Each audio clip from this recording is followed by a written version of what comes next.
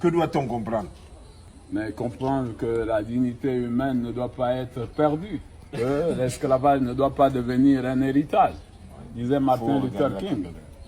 Hein? Martin Luther King disait, l'héritage ne deviendra pas un héritage. Un jour, un noir deviendra président des États-Unis et nous avons vu Barack Obama qui a même prôné une chose 2 ans avant, après la fin de son mandat, il a dit l'Afrique n'a pas besoin d'hommes forts, mais des institutions fortes.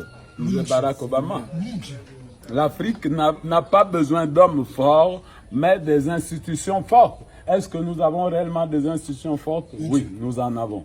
Mais le problème, ce sont les mentalités des hommes qui sont futiles. Nous avons de l'argent pour faire l'orgueil à son prochain. Que cela signifie? Ça veut dire qu'on est incrédule. On a la place du cerveau des éponges dans nos têtes pour ignorer son semblable, qui est notre frère. Donc, s'agissant du Gabon, quelle analyse vous faites précisément? Je vous en prie. S'agissant du Gabon, par rapport à ce que vous dites, quelle analyse vous faites? S'agissant du Gabon, mais je dis s'agissant du Gabon, je vous dis, le bilan il est nul. Le bilan il est nul, pas seulement le Gabon, l'Afrique en général, le bilan il est nul. Complète les amis, nous sommes à terre, à genoux. Ça veut dire qu'il faut remercier les grandes nations que sont l'Europe en premier, parce que grâce à sa diplomatie, les choses iront mieux. Parce que si on ne comptait qu'aux États-Unis, mon ami, la Chine l'a fait tomber, ils ont dérangé le système nucléaire américain. Ils ont volé les États-Unis en distance, depuis les États-Unis, avec les médias que vous portez là. Il ne faut pas jouer avec la Chine, c'est des grands voleurs, alléluia. Les Chinois. Donc il faut les insulter. Le frère de Bellingham, on est où aujourd'hui? Billy Binze, qui disait, oh, voilà, machin, 2009, ceci sera soutenir. Faux candidat pour se maintenir au pouvoir et bloquer vraiment l'avenir de tout un pays, au lieu de toute une nation, ou bien de tout un peuple. Vaut mieux tout un peuple, peut-être qui sera malade devant une juridiction internationale. Je vous remercie beaucoup. Je suis le président des personnes souffrantes de la maladie mentale au Gabon. Loin de moi l'orgueil, mais des moments précieux comme celui-ci, je suis prêt à dire qu'est-ce que je veux et qu'est-ce que je pense de mon pays et de mes frères et de mes sœurs, parce que je vois pas leurs infirmités, parce que tous nous sommes infirmes. Je peux vous chanter une chanson à ma langue. Oui. Non, laissez-moi terminer, chantez, oui. Foutez-moi le camp. Oui.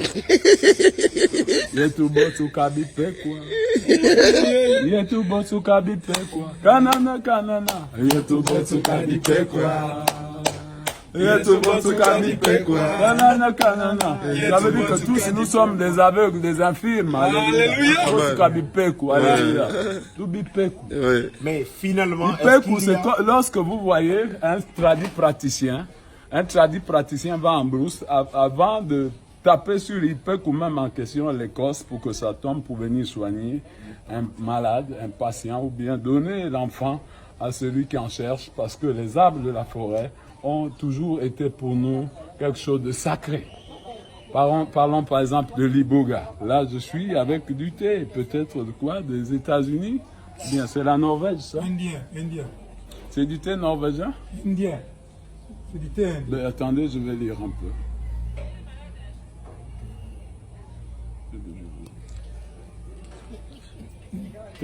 Thé vert.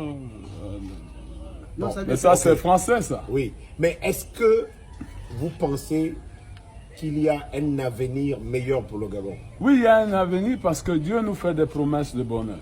Et là où nous sommes actuellement, le chef de l'État, moi je sais, je vous le prophétise, alléluia. Amen. Il souffre d'un AVC. Alléluia. Amen. Un AVC, personne ne peut guérir ça. Il n'y a que Dieu lui seul. Si Dieu permet qu'il le reprenne, il le reprendra. Si Dieu permet qu'il le retire l'âme, c'est ça, c'est ce qu'il reste à faire. Donc, je ne serai pas long pour la santé du président de la République. Il souffre énormément parce qu'il a perdu un nerf dans le cerveau. Vous savez, gérer tout un peuple, l'histoire de Salomon. Salomon à la mort de David, comme Ali a perdu voilà, le président, hein? 43 ans, en 2009, réélection. Voilà, Gabao, dans la ville de Gabao, Salomon fait une vision avant son intronisation au palais, à la place de son père. Il fait une vision. Dieu le parle en rêve, dans la vision. Mais il ne voit pas Dieu, mais il entend la voix de Dieu qui le parle. Parle, il répond, parle, parle, Seigneur. Ton serviteur écoute. Parle, parle, Seigneur. Ton serviteur écoute. Et Salomon répond, qu'as-tu à me dire, Seigneur? Comme le général de Mapa disait en prison, qu'as-tu à me dire, Seigneur? Qu'as-tu à me dire de toi? Comme il disait en prison, il répond, parle, parle, Seigneur. Ton serviteur. Et il entend ton serviteur, écoute, il entend une voix qui lui parle, dit, Salomon, Salomon, que veux-tu que je te donne dans ta vie? Ce que